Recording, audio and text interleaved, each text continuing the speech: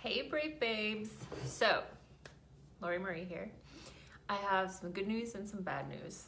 I'm not sure which one you want to know first, but we're just going to dive right in. So, the bad news.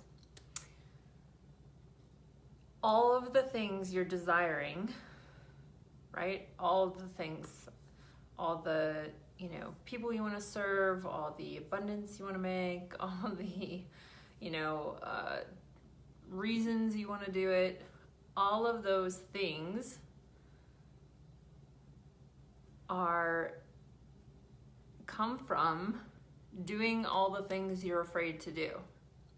So all of your desires, all of the things you're wishing, hoping for, wanting so badly come as a result of moving through the fear around doing those things. So let me give you an example. So for me, I have been feeling like I'm supposed to meet in person and build community, and it's something I've been resisting for about the last 2 years. And I was also resisting being on video and putting myself out there, and all of these things that I have been resistant to are actually what I need to do in order to achieve the results, the mission I have to create what I want to create in my life. So all of the things that you're resisting, all of the things you're afraid to do will lead you to the things you desire. But there's no way around it. So the bad news is you can't get away from it. Like, you have to do the things you're afraid to do. You have to make the videos. You have to put yourself, in front of people. You have to show up and share and give your wisdom and help people. Hey, welcome, girl. In order to have the things that you desire, you have to do the things you're afraid of. So that's the bad news. The good news is that everything you desire is on the other side of that. So you have to be willing to move through the fear and move through the self-doubt and move through all of the things that are holding you back. You have to just remove those blocks to be able to get the things you want and to have the things you desire. And the only way to do it is to just do it.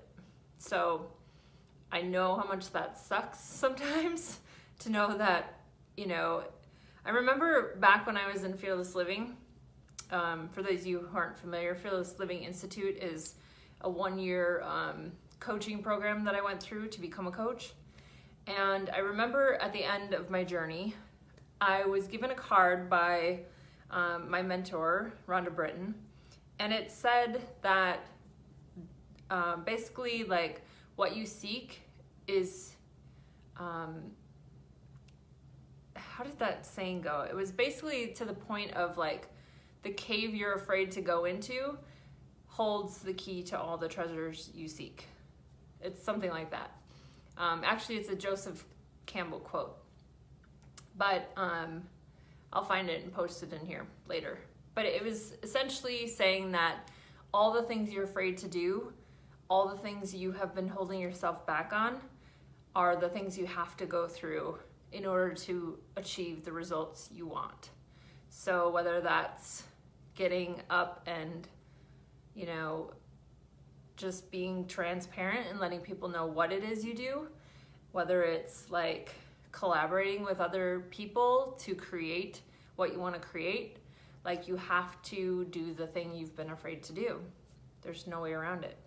But the good news is it's totally doable and it's totally available to you.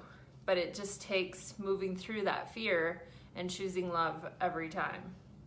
So what do I mean by choosing love? I mean doing the thing that scares you anyway, and knowing and trusting that it's going to lead you to all that you desire.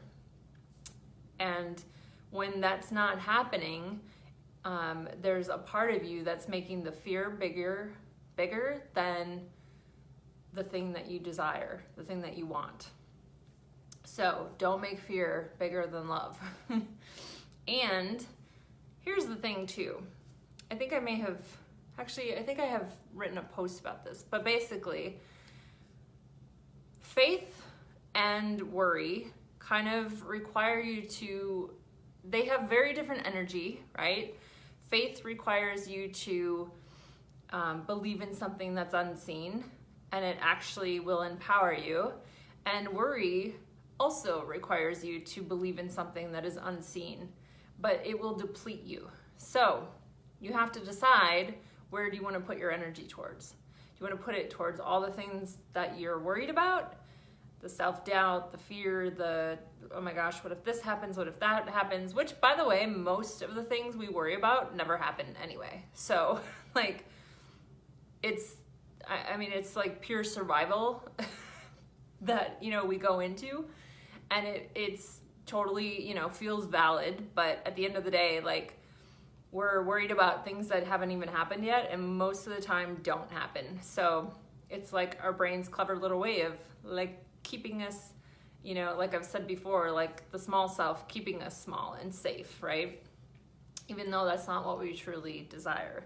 Like, our soul knows better. And so both require you to believe in something that you can't see. So you just have to decide, do you want to put your energy towards something that lights you up and fills you up, or do you want to put it towards something that drains you and depletes you and has you sinking further into that feeling? So I know all of this is easier said than done.